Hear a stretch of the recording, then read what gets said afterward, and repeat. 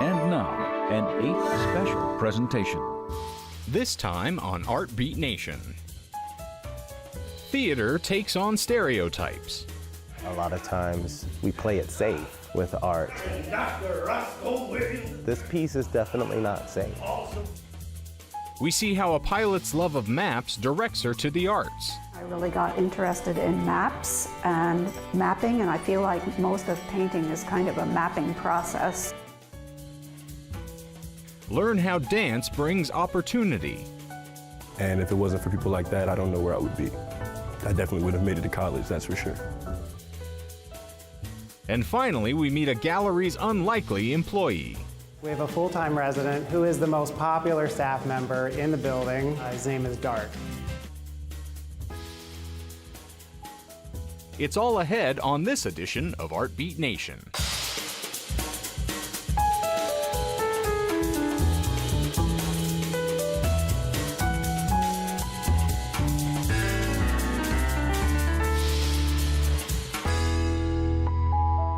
Funding for Art Beat Nation is made possible by contributions to 8 from viewers like you.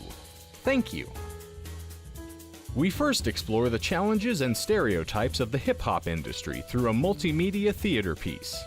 Here's a behind-the-scenes look at this intriguing performance with writer and performer Jeff Campbell and director Donnie L. Betts.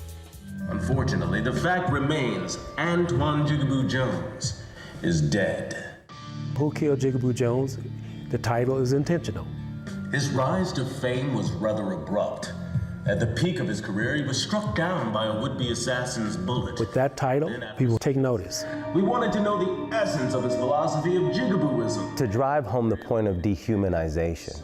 And you're watching Profiles in Black History on the KFC network. Dehumanizing language is at the root of the problem because it's easier to kill a jigaboo than it is to kill somebody who is empowered and self-aware and self-identified. Who Killed Jigaboo Jones is a one-man satirical murder mystery written and performed by Jeff Campbell. It's a little absurd and ridiculous, but that's what I love about it. I don't even like calling it theater. I like calling it multimedia underground storytelling.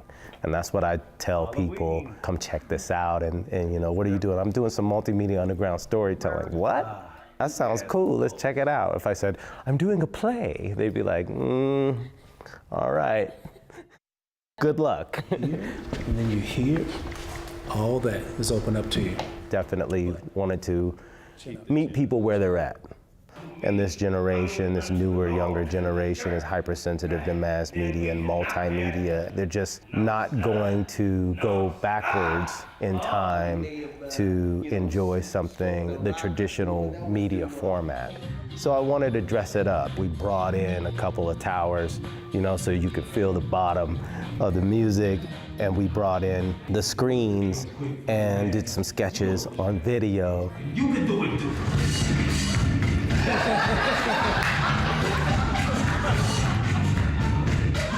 People who see it find out it has a lot of humor in it. Oh, yeah! Oh, let the church say amen! A lot of times we play it safe with art. Dr. Roscoe Williams. This piece is definitely not safe. Also known as Pass the Dollar Bill. And then you gotta pass that dollar bill. Having humor and then having seriousness lets people relax. And when they relax, they're open for other things to be discussed. I'm all about conversation, so if you can be brave enough to come and watch it, we can talk about it afterwards. Or if you can respond to it and say, well, I was uncomfortable, let's talk about why you were uncomfortable. I personally have started those kind of conversations outside of theater, in other situations, having community dialogues. So this is another way of having a community dialogue in a very artistic form.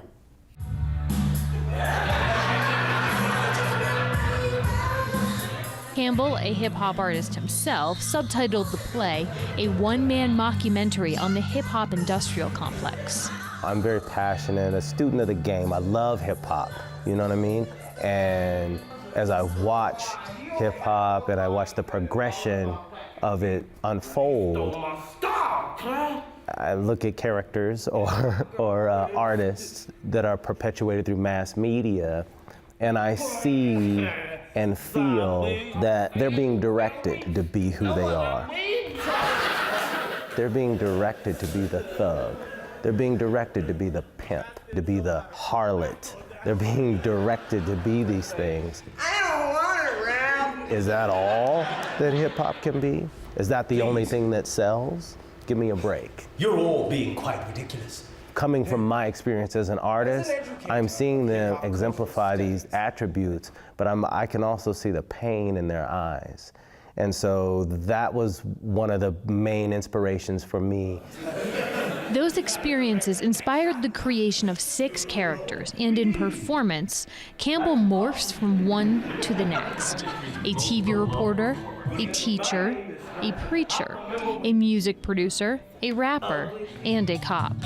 Each character is unapologetic about their point of view. You're tuned in to KKKS 105.7, the best hip-hop money can buy, where hip-hop is made fresh every morning. You can hear things that folks are saying that like, wow, did he just say that? And the reality is they come from very real places. They don't come from some arbitrary, imagined place. They are very real.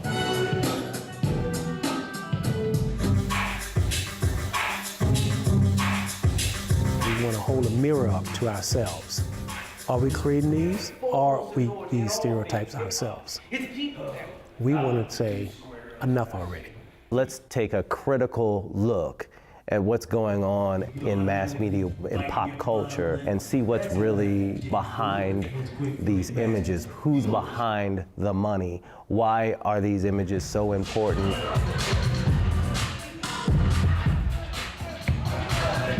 I think that preconceived ideas of who people are from certain communities definitely affects the way folks from outside of that community see them and deal with them.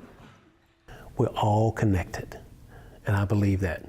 Once people realize that, that's when things will start to change. And gave them careers when nobody white knew their name, and they were satisfied with hood fame. But when the big checks came, and when the audience wasn't the same, so you switched up the game and you changed your last name, and you watered it down, and the colors began to fade, and that's how jigaboos are made. I definitely feel like it was my duty as this artist to drive this message home about accountability for the images that we see of one another. To conspire to deny you the life you choose against the pecking pundits reading the news feed, feeding from the news.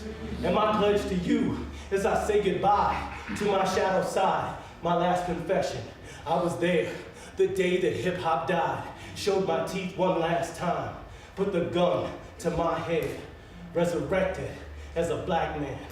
The jigaboo is dead.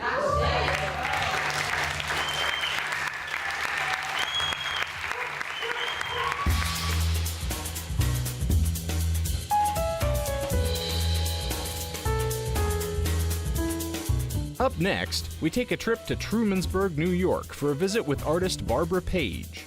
Once a pilot, Page tells us how her love of maps turned into a passion for painting. While experimenting with mixed media, Page has created art that literally spans millions of years. My painting career started as a fluke. I never thought about being an artist. I decided to take flying lessons, and I really loved looking at the world from aerial perspective. From my interest in flying, I really got interested in maps and mapping, and I feel like most of painting is kind of a mapping process. I look at the world instead of on a horizontal view. I tend to look at it on different levels. So I've painted paintings of the cosmos, stars, all the way down to the bottom of the sea. Time and space have always been my interests in my work. I'm basically a painter, but I'm an artist who works from ideas rather than techniques. So if I have an idea that doesn't involve painting, I'll just figure out how to do it, what materials to use, and so forth.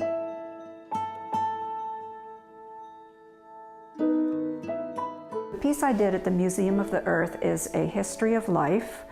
I did one panel for every million years, beginning with visible life, and that was 543 million years ago, so there's 543 panels, which are arranged in a sequence according to geological period.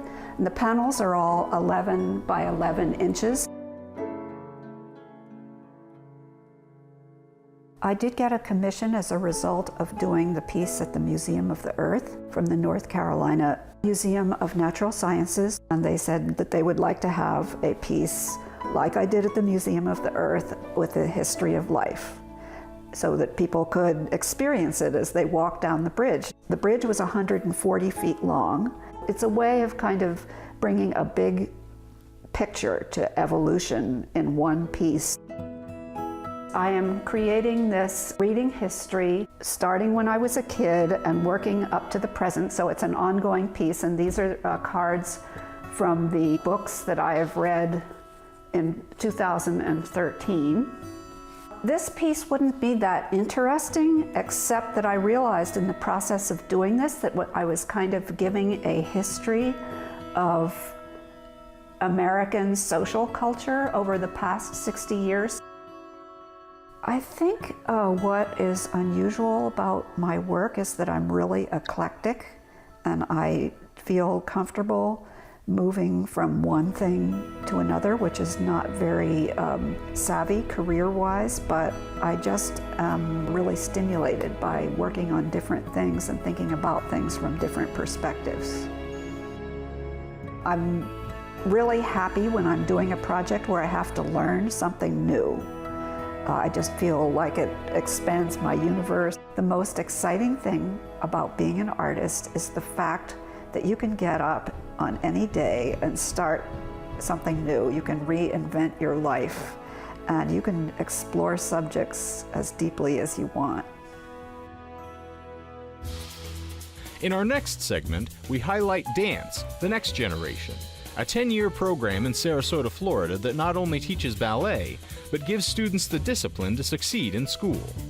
And for those who complete the program, there is an incredible opportunity.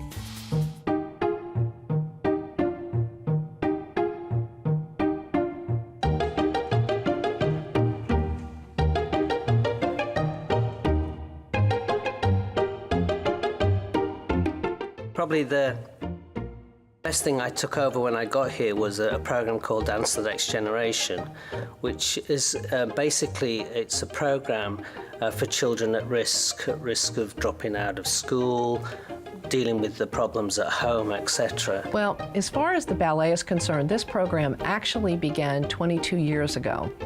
They start at 8 years of age, and we keep them until they're 17 or 18 in this program, and then they have an opportunity to get a college scholarship. As far as I know, this is the only program that has that. There are many after-school programs for at-risk children, but none that really will follow up with a scholarship to university.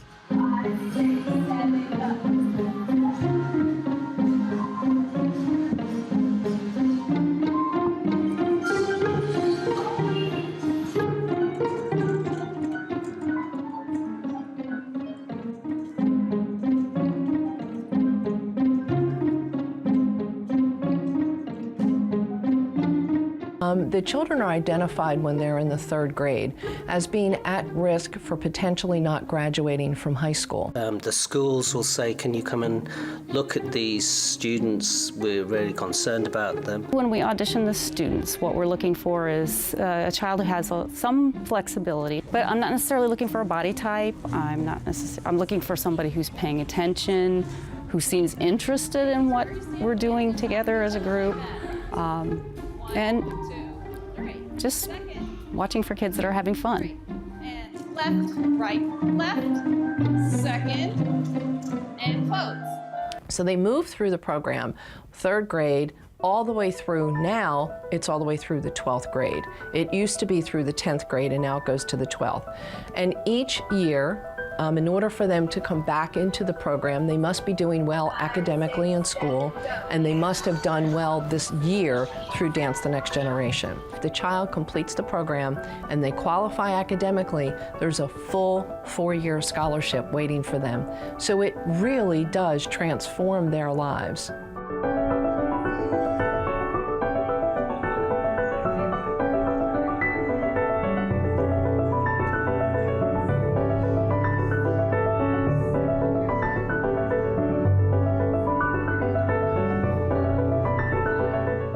We don't think that the program is to train them as dancers, although there has been occasions where somebody has got that talent and we'll put them into the school, still on a scholarship level. Right now I am a teacher at Brentwood Elementary. I started a PE movement program, which is the first of its kind in Florida. I'm also a teacher at Booker High School. I'm choreographing on their juniors and seniors for their spring show and fall show. And I'm teaching here at DNG with the little boys, teaching them their first ballet class, which is amazing for me because that was my first dance class ever. It's so inspiring for me as well because I've always wanted to teach boys of that age and really inspire them to see that dance is something that is not for girls or it's not for a certain type of person, it's for everybody.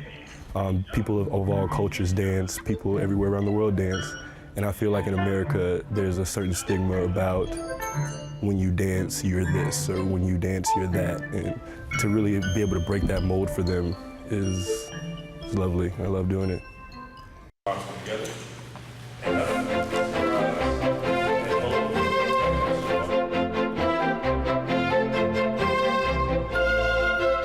They go through all the basic technical terms, first position, second, but it's more the dance itself. So I always think dance is what happens between the steps. But really, all the kids, they get into it. You know, we challenge them, we push them.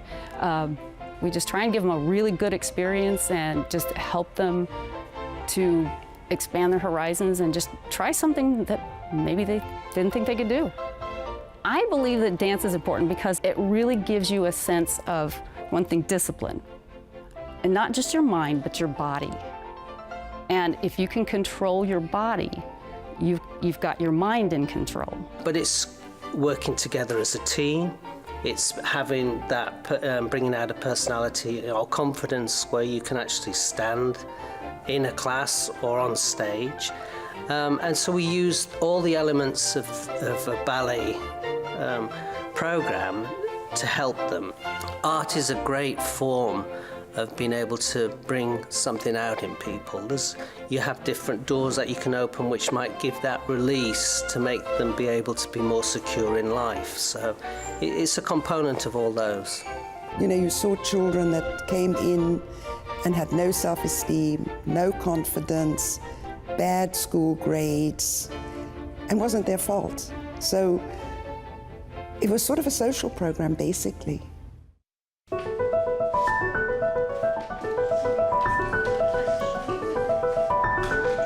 We know that every student that completes the program actually graduates from high school. So it's a 100% success rate. And that was really the thrust of the program, that they finished school and they saw that it didn't matter where you came from or what your background was, you could achieve something in life. And for sometimes some of our students graduate our program, go on to college, and they could be the first people in the whole history of that family that have actually gone to college, or the first person on the street that is going to college. Honestly, I really don't know where I would be without DNG. I was a very troubled child. I used to get in trouble a lot. I was actually kicked out of an elementary school. I had no discipline. DNG gave me all the qualities as a man that I have today are from DNG. And if it wasn't for people like that, I don't know where I would be. I definitely would have made it to college, that's for sure. These kids do deserve a chance to get out here and be their best and to explore dance and to really enjoy it, because a lot of these kids they wouldn't have an opportunity to do that otherwise. So I'm very excited about that and grateful that we can make that available to them. They're principals of high schools, they're English teachers, they're respiratory therapists. They're doing all kinds of things in every walk of life. And that's what's really important, is these are children that when they were 8 years old, there was very little hope that they would even finish school, let alone have careers and now be giving back. I mean, every child, I think, can be successful and has something inside of that child, and I think it's us, our generation, that has to bring that out of the child. To learn more, visit sarasotaballet.org. Our last stop is the Dublin Arts Council in Central Ohio, which serves as a caretaker of fine artwork and installations, as well as some unusual fine feline displays. Allow me to introduce you to Dart, the gallery kitty.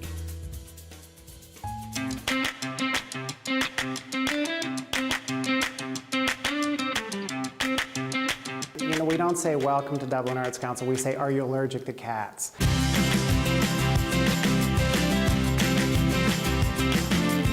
In the building itself, we have a gallery series.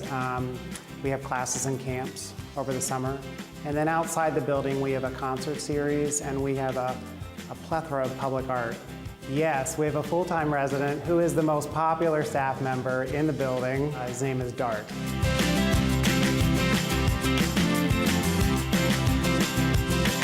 Dart is a stray that sort of came to us through one of our staff members. The story is he was living on a farm and not getting along with the rest of the cats. So we received a call from Pennsylvania, and they said, you know, would you consider the cat? So of course the staff came to me and said, you know, there's this cat, and could we possibly, you know, take the cat as a, you know, gallery cat?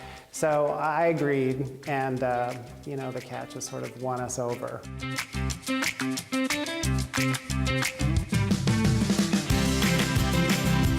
Well, he attends all meetings, if he can. And it's always meetings where you have lots of papers on the desk or on the table. Hands down, he'll be there and he'll lie right on the papers. He just sort of dispels the elite sort of sense of the gallery and the Arts Council. He just sort of brings it down to a level where, okay, I'm comfortable here. This was an old home. You know, it just happens to be a gallery where there's art. It's something to talk about other than, oh, there's a grant due, or we're not going to meet budget this month. It just sort of brings it all down to some sort of a calm take on the world.